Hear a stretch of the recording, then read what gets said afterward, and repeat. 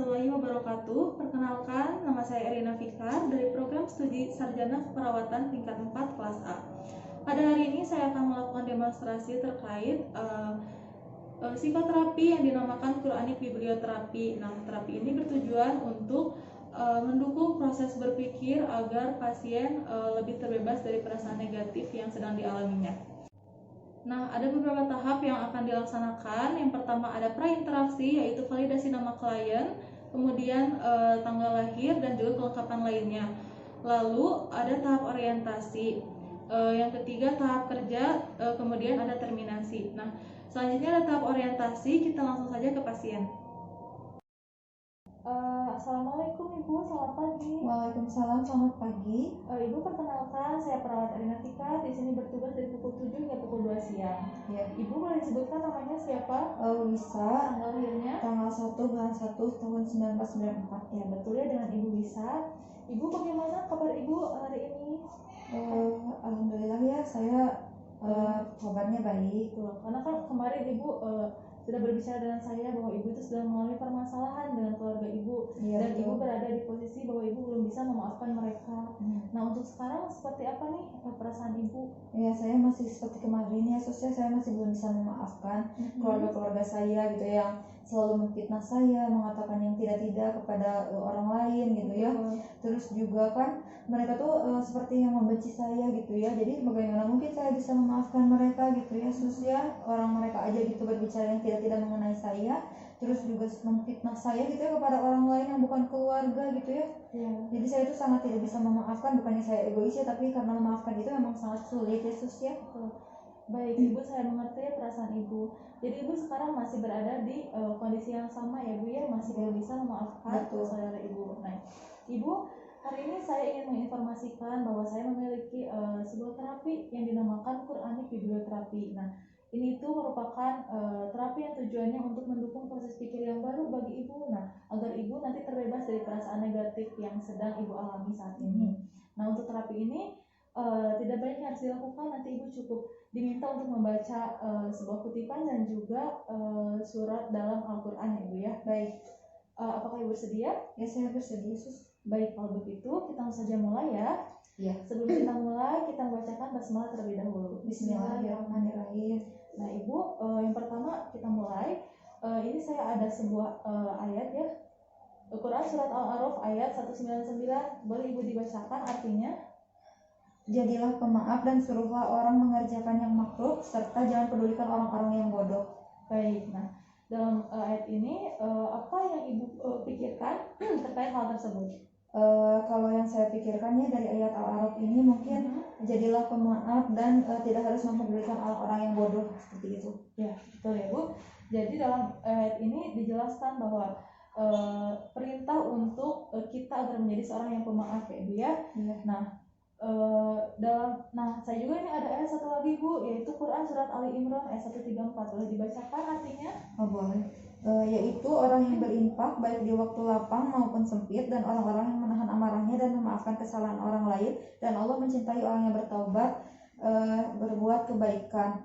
Baik, nah apa yang Ibu tangkap dari ayat tersebut? Yang dapat saya tangkap ya, mungkin karena harus menjadi seseorang yang pemaaf, terus juga harus menahan amarahnya. Nah, itu juga ya ada di sini orang yang berinfak baik di waktu lapang maupun di waktu sempit, dan juga Allah itu mencintai orang yang berbuat kebaikan. Baik, betul sekali ya Ibu. Apa yang Ibu ucapkan tadi sesuai dengan ayatnya. Nah, sekarang saya tanya nih, apakah Ibu itu sedang berada di fase seperti ayat ini? Iya, Sus ya, tadi yang sudah saya katakan di awal ya, saya tuh ayat ini tuh sangat relate gitu ya dengan kehidupan saya. Saya tuh belum bisa memaafkan saudara-saudara saya, tapi di sini juga dijelaskannya di surat Al-A'raf dan juga surat Al-Imran harus menjadi seseorang yang pemaaf gitu ya, dan juga harus memaafkan kesalahan orang lain. Tapi karena saya belum bisa memaafkan ya Sus ya, jadi itu sangat sulit ya. Betul. Iya, jadi itu yang perasaan saya gitu ya, masih mengganjal ya. Iya, masih mengganjal dan juga ya sesuai gitu ya dengan apa yang saya alami saat ini. Ya, mungkin jadi ayat ini sesuai dengan apa yang Ibu alami, tapi untuk artinya masih bertolak belakang ya Bu ya, karena dalam ayat ini merupakan perintah untuk senantiasa memaafkan, tapi Ibu sendiri masih belum bisa memaafkan. Betul seperti itu.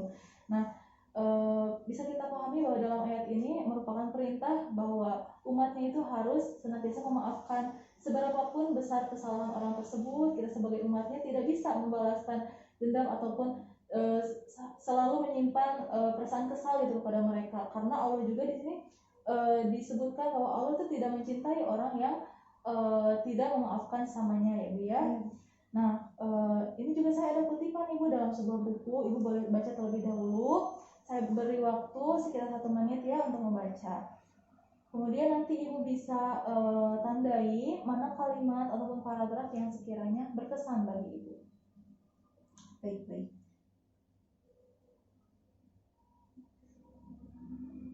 Ya, sudah Bu? Sudah. Yang ini Baik, boleh dibacakan. Saya mengambil kutipan yang inilah jawabnya sambil tersenyum. Aku selalu tanamkan pada hari ini bahwa berdengki itu artinya kau menuang racun ke dalam mulutmu sendiri hingga tertenggak sampai usus, lalu berharap bahwa musuh-musuhmu lah yang akan mati karenanya. Apakah yang demikian itu tindakan orang yang berakal? Baik. Nah, apa yang Ibu bisa simpulkan dari dalam kutipan tersebut?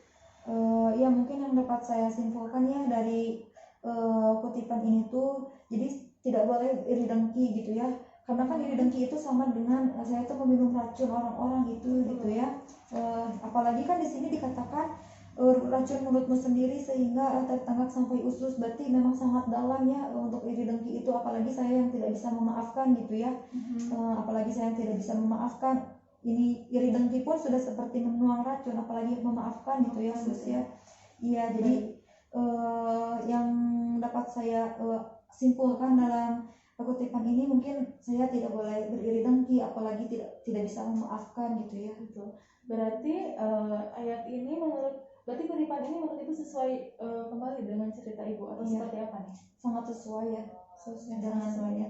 Baik Ibu, saya ulangi kembali ya, bahwa tadi kan dalam kutipan juga dijelaskan bahwa seseorang yang menyimpan rasa amarah atau belum bisa memaafkan orang lain itu bagai meminum racun, memasukkannya ke dalam ususnya gitu. Jadi dalam hal ini dijelaskan bahwa yang akan sakit, yang akan menderita, yang akan hancur itu dalam kita kalau kita masih belum bisa memaafkan orang lain gitu. Orang lain mah gitu ya, belum tentu dia bisa memahami perasaan kita seperti apa, belum tentu dia tahu bahwa kita itu belum bisa memaafkan dia gitu. Tapi di sini yang akan menderita itu kita sendiri gitu. Jadi untuk hal tidak bisa memaafkan itu memang sangat tidak baik ya Bu ya, tidak dianjurkan gitu, karena itu akan menyakiti diri kita sendiri dan memperburuk keadaan. Tadi sesuai juga ya dengan dalam ayat surat Al-A'raf dan juga Ali Imran dijelaskan bahwa perintah untuk memaafkan itu memang benar-benar diperintahkan oleh Allah gitu, dan Allah sangat mencintai hal tersebut gitu. Dan juga selain memaafkan, kita juga harus berfokus itu, lebih berfokus pada berbuat kebaikan gitu, daripada harus mengurus sesuatu yang dapat mengganggu pikiran kita gitu ya Bu ya. Nah baik, sejauh ini apakah Ibu dapat memahami apa yang saya bicarakan? Yang dapat saya pahami sus. Baik, alhamdulillah ya. Bisa Ibu ulang kembali apa yang sudah kita obrolkan tadi dan Ibu simpulkan? Iya, bisa sus, bisa saya simpulkannya. Jadi sesungguhnya ya, jadi tadi menurut suster juga ya, tadi suster mengatakan jika sebenarnya kita tuh harus bisa menjadi memaafkan ya, harus bisa jadi seseorang yang memaafkan, melapangkan dada gitu ya. Karena kan di surat Al-Imran dan juga Al-A'raf mengatakan jika Allah itu sebenarnya mencintai orang-orang yang berbuat kebaikan ya. Nah daripada mengurusi orang-orang yang tidak penting bagi saya gitu ya, lebih baik kita lebih banyak membuat kebaikan, berbuat kebaikan gitu ya. Soalnya kan karena iri dengki itu sama dengan meminum racun ya, apalagi tidak bisa memaafkan gitu ya. Allah saja bisa memaafkan gitu ya suster ya. Betul. Kepada umatnya, masa umatnya tidak bisa begitu ya suster ya. Nah ya, bagus sekali ya Ibu mampu menangkap semua obrolan kita hari ini, dan juga Ibu mampu menghubungkan antara dalil, kemudian kutipan, dan juga cerita yang sedang Ibu alami saat ini ya. Saya sangat mengapresiasi hal ini pada Ibu. Nah Ibu kedepannya bisa mengulangi kembali hal ini untuk berpikir lebih terbuka ya Bu ya, bahwa segala sesuatu yang sedang Ibu alami ini pasti ada jalan keluarnya, dan tidak harus selalu Ibu berada dalam situasi tersebut gitu. Ibu tidak harus selalu terpikirkan hal tersebut gitu ya. Nah Ibu alhamdulillah ya, Ibu dapat memahami hal yang saya obrolkan tadi gitu. Saya yakin bahwa kedepannya Ibu bisa mengatasi hal tersebut gitu, permasalahan Ibu. Mungkin kedepannya kalau Ibu butuh konseling atau apapun itu, Ibu bisa menghubungi saya ataupun ngobrol dengan siapapun yang Ibu percayai ya Ibu ya. Iya baik sus. Baik, kalau begitu mungkin sekian yang dapat kita diskusikan hari ini. Apakah ada yang ditanyakan terlebih dahulu? Tidak ada sus, alhamdulillah tadi ya tadi kan saya semakin mengganjal gitu ya setelah ngobrol dengan suster memberikan dalil dan juga bacaan dari buku ini ya, rasanya tuh lega sekali gitu ya, karena ya keluarga saya tuh tidak pernah ada yang mengerti gitu ya, tidak bisa memahami juga perasaan saya itu seperti apa gitu. Baik, alhamdulillah ya kalau begitu. Iya, alhamdulillah. Diskusi kita kali ini dapat Ibu terima dan nada juga ya Ibu ya, sehingga mungkin rasa belum bisa memaafkan yang Ibu alami sekarang masih ada nggak Ibu atau sudah berkurang? Alhamdulillah sudah tidak ada. Kalau begitu saya pamit ya Ibu, nanti saya akan kesini lagi untuk pemberian obat sekitar pukul 10 ya. Baik. Kalau begitu saya pamit. Wassalamualaikum warahmatullahi wabarakatuh. Waalaikumsalam sus.